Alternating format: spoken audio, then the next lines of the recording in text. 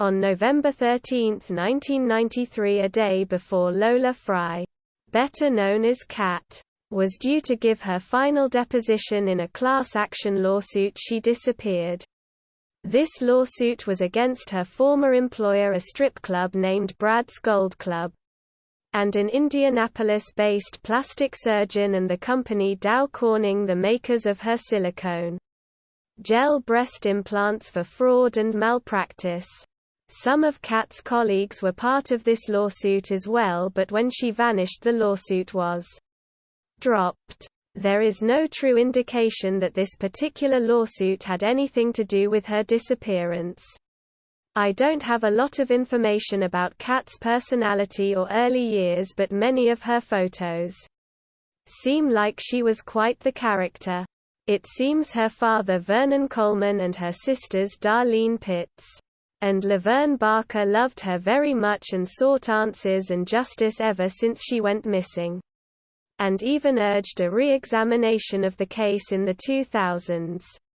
There is a lead suspect in this case, but never enough evidence to make an arrest, even after all these years. In 1993, Kat had quit stripping at the club and was looking to turn her life around.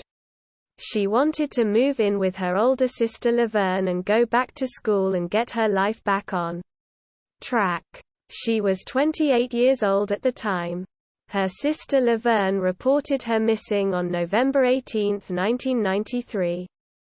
Not long after she vanished, it came to the light that Kat went to some bars and clubs on the night of November 13, 1993 with 5 men, one of which was her ex-boyfriend, John Riker. A couple of the men in an affidavit state that they went back to an East Side apartment after the clubs and were all partaking in drugs, from alcohol, marijuana, cocaine, and prescription drugs. At some point it appears that Lola Katherine Fry had overdosed or blacked out, so a couple of the men helped John Riker cover her with a blanket and carry her to her car, a 1990 Mitsubishi Eclipse, colored red and black, and the personalized license plate reading, Lola.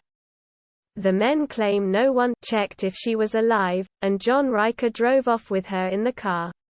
According to Riker, he then drove her car to his house where they went to bed. He then states that he got up for work the next morning and left around 7:30 a.m. when he returned. After work that day, Kat and her car were gone.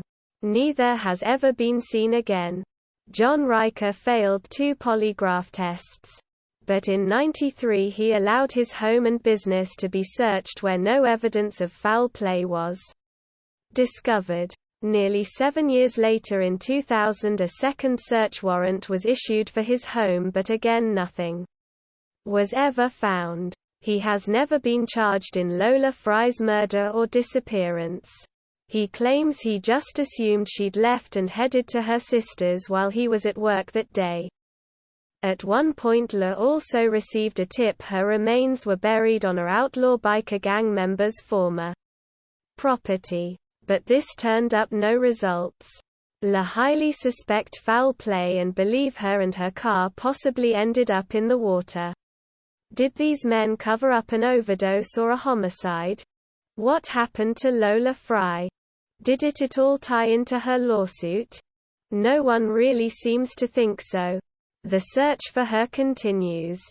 If you have any information on this case, please contact the Indiana State Police at 317-232-8280.